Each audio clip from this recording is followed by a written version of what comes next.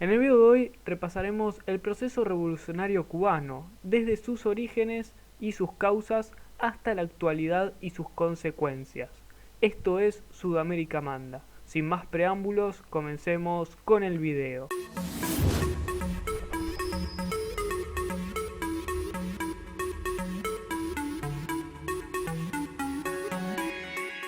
Para entender la Revolución Cubana, debemos repasar diferentes hechos y características previas a este suceso. Hasta finales del siglo XIX, Cuba era una colonia española. En 1895, de la mano de José Martí, comienza la lucha por emanciparse. Martí no llega a ver a Cuba libre, ya que muere ese mismo año y el país recién logrará proclamar su independencia en 1898.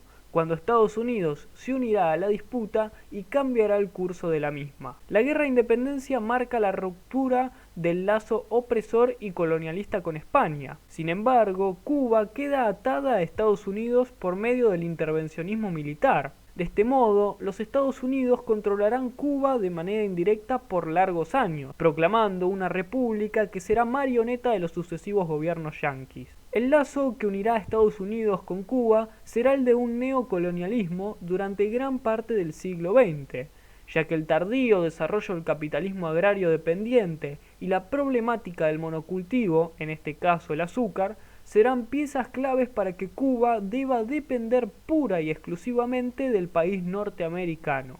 A su vez, desde 1901, en Estados Unidos regirá la enmienda Platt, en donde habrá una cláusula que regulará las relaciones entre el nuevo Estado independiente cubano y los Estados Unidos. Bajo esta enmienda, que durará hasta 1934, Estados Unidos tendrá los hilos de Cuba indiscretamente y bajo gobiernos marioneta. Todo esto genera que Cuba no posea una burguesía nacional fuerte, ya que la mayoría de las inversiones y del poder de la isla pertenecía a los Estados Unidos. Los pocos burgueses cubanos no tenían el peso suficiente como para poder imponerse y generar una clase social 100% nacional y dominante. Luego de varios intervencionismos en la isla por parte de Estados Unidos, Gerardo Machado será elegido presidente de manera constitucional en 1925.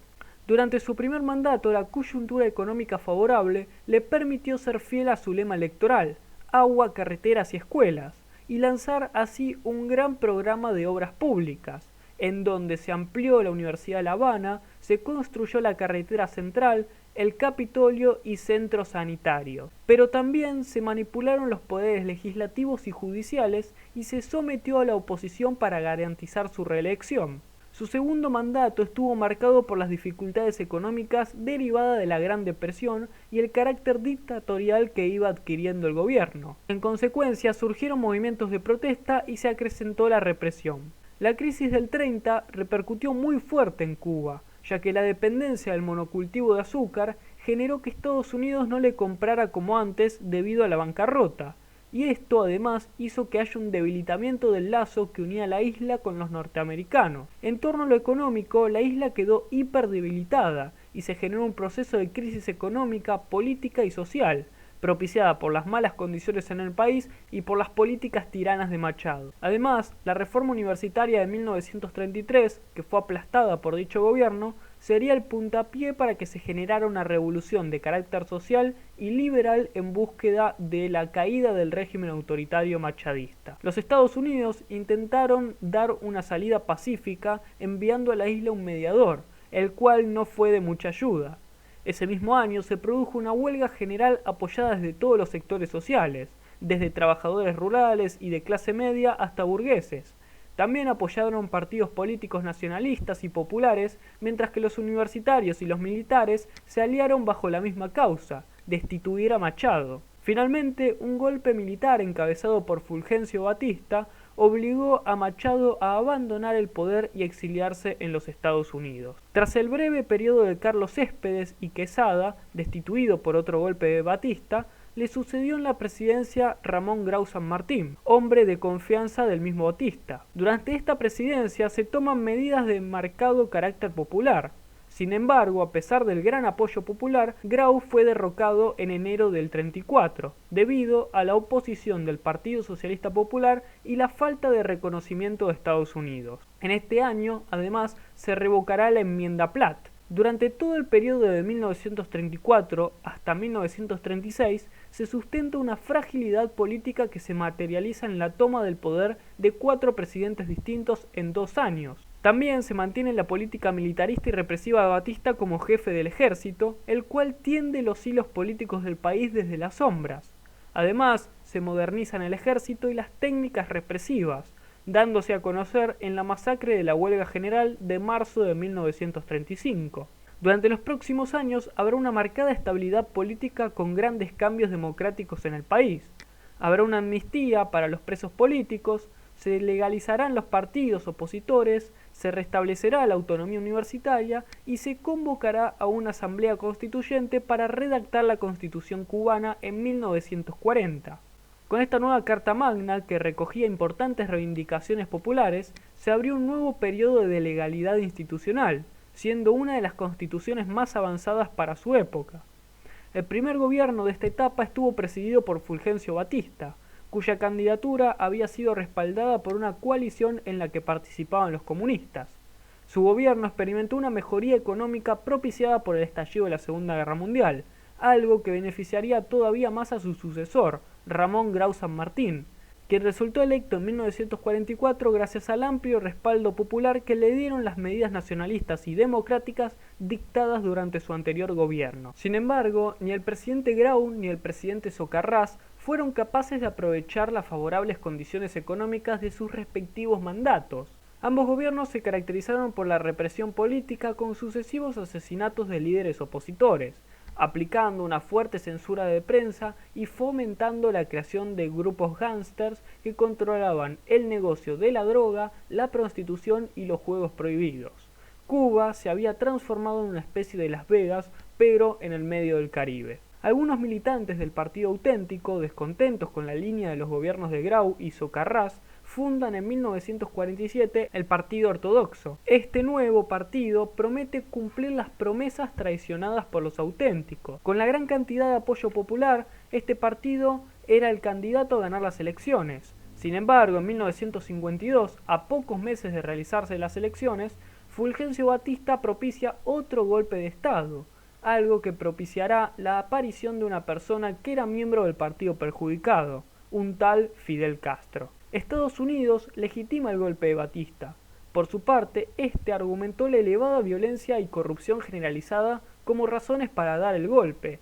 Sin embargo, los planes de Batista de construir una red de hoteles y casinos en conjunto con la mafia estadounidense a lo largo de todo el malecón habanero, a cambio de una millonaria suma, era lo que había incitado a que tomara esa medida. Ya durante su régimen abrió la inversión estadounidense a la minería, que el anterior presidente había retenido. Aplicó una política de reducción de la producción de azúcar que redujo el nivel de ingresos del país, el cual dejó de percibir 400 millones de dólares, creciendo así el desempleo a la par que se redujo el salario real y el poder adquisitivo del pueblo. Buscó mejorar las relaciones con Estados Unidos, comenzó obras públicas que embellecieran las principales ciudades y a través de las cuales desviaba millonarias sumas de dinero y conseguía atraer al turismo estadounidense. Durante su gobierno cesó la violencia civil de los años anteriores, para ser reemplazada por la violencia de las fuerzas militares y paramilitares. Prosperaron el hambre, la prostitución y los juegos de azar. En cuanto a lo político, se disolvió el Congreso, se suspendió la Constitución de 1940 y se ilegalizó todas las formaciones políticas. Se liquidó la libertad de prensa, de reunión, de huelga y estableció la pena de muerte. También eliminó la autonomía universitaria. Amigos, si les está gustando el video, por favor les pediría que suscriban al canal apretando el botón rojo que dice suscribirse. Además, activen la campanita para que les lleguen todas las notificaciones de los videos nuevos que subo. Además, también si les está copando la idea del video, por favor les pediría que den like, así de esta manera me incentivan a mí a seguir subiendo este tipo de contenido. Además también, como ustedes verán, pueden seguir la página _StefVision_, el cual es un emprendimiento sobre armazones y lentes de sol, allí también en Instagram. Así que nada, muchísimas gracias y ahora sí seguimos con el video. En 1953, Fidel Castro y un grupo de 136 revolucionarios atacaron el 26 de julio los cuarteles militares Moncada. Al fracasar este ataque, 55 de los asaltantes fueron asesinados por los soldados de Batista y hechos pasar como que murieron en combate, y otros fueron encarcelados, entre ellos Fidel y su hermano Raúl. Batista ofreció una amnistía a los presos políticos en 1955, debido a la presión popular. Fidel Castro y sus compañeros se exiliaron en México, donde se reorganizaron bajo el nombre del Movimiento 26 de Julio. En diciembre del 56, Fidel regresa con Camilo Cienfuegos y el Che Guevara, entre otros, a Cuba, pero son sorprendidos por las fuerzas de Batista y deben huir a Sierra Maestra, en donde el grupo se fortalecería cada día más con el apoyo de los campesinos y la ayuda de la clandestinidad, y también de la radio rebelde montada por el Che Guevara. Después de más de 2 años de hostilidades contra la dictadura de Batista, el movimiento revolucionario ganó cada vez más auge y lleva la lucha a todo el pueblo con el propósito de esparcirla por todo el país y lograr el ansiado triunfo revolucionario. Finalmente, luego de las incesantes batallas en todo el país, Fulgencio Batista huye el 31 de diciembre de 1958, en donde queda a cargo un presidente provisional. Los revolucionarios entran en La Habana el 8 de enero, donde se produce el definitivo triunfo de la revolución. En 1959 el gobierno revolucionario comienza a promulgar una serie de decretos que finalmente llevarían a la eliminación total de la gran y mediana propiedad privada, garantizando propiedad solo sobre los inmuebles particulares, bienes de carácter personales y pequeños negocios. En mayo de ese mismo año se aprobó la Ley de Reforma Agraria. Se abrió entonces un proceso de expropiaciones y nacionalizaciones que afectaron fuertemente a la clase alta y a las empresas estadounidenses. Cuba se ganaría así un nuevo enemigo. Con estas medidas se buscaba fomentar la entrega de la propiedad de la tierra a quienes la trabajaban y la creación de cooperativas agrarias. Por otro lado, el gobierno revolucionario buscó que las masas siguieran movilizándose por medio de estos decretos, para ganar preponderancia entre la población a la hora de establecer las decisiones. A partir de 1961 se comenzará con la campaña de alfabetización y escolarización de gran parte de la población cubana. Además, se buscará ganar más apoyo por medio de los derechos sociales que se implementarían. También se centralizó el poder en un único partido para poder seguir con el plan del movimiento 26 de julio, expresando que sería un gobierno de corte marxista-leninista, es decir, socialista. Por el lado económico, la Unión Soviética será un principal aliado en los primeros años, ya que Cuba comercializará su azúcar y a cambio la URSS le brindará petróleo para poder desarrollar su industria. Luego, el gobierno expropiará las refinadoras de petróleo extranjeras, principalmente estadounidenses. En este año, tal vez sucedió uno de los procesos más importantes de la revolución. Hablamos de la invasión a Bahía de los Cochinos, un fracaso rotundo para la administración de Kennedy y un hecho que hizo más fuerte la figura de Fidel en Cuba.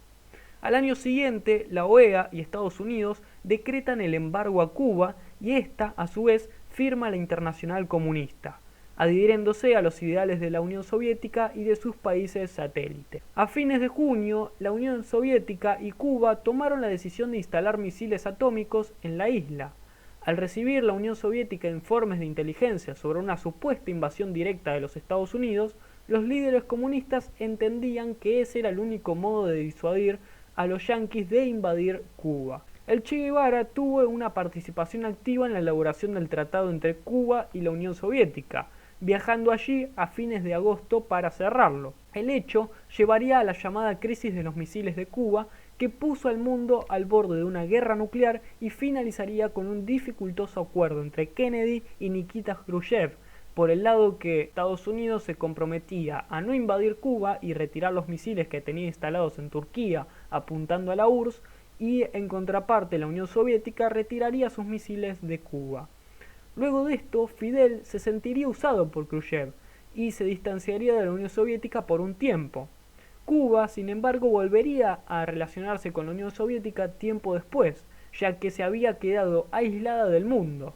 En este acercamiento, el Che fue obligado a dejar el proyecto de industrialización y Cuba pasa a tener un lazo neocolonialista con la Unión Soviética, produciendo únicamente bienes primarios, lo mismo que le había ocurrido a la isla con los Estados Unidos años anteriores. En los años siguientes, varios compañeros de Fidel se desprenderán del gobierno cubano. El caso más resonado será el del Che, que buscará implementar sus ideales de la revolución en otras partes del mundo. Luego de diferencias con Fidel, este se va de Cuba, primero a Checoslovaquia, luego al Congo y por último a Bolivia, donde termina muriendo en 1967. Ese mismo año, mediante la Organización Latinoamericana de Solidaridad, la OLAS, fue iniciado el proceso de internacionalización de la revolución, poniendo como enemigo común al imperialismo y dando a entender que lo que pasaba en Latinoamérica también repercutía en Europa. Por parte de Cuba, se buscaba que la revolución fuera rápida, por medio de las guerrillas urbanas, dejando de lado lo rural, entendiendo los contextos de cada país y que el lugar en el mercado mundial debía cambiar para ello. Esto eran los ideales de Guevara en torno a la revolución. Por su parte, Cuba busca retomar relaciones con Latinoamérica luego de la muerte del Che, tendiendo lazos con diferentes grupos guerrilleros, participando en los entrenamientos de estos, teniendo intercambios financieros e influenciando con sus políticas al continente. Además, se concentra en apoyar las revoluciones y revueltas en África, tratando de competir con la Unión Soviética en cómo hacer la revolución. Todo esto daría paso al proceso de contrarrevolución en varios puntos de América y del mundo en general.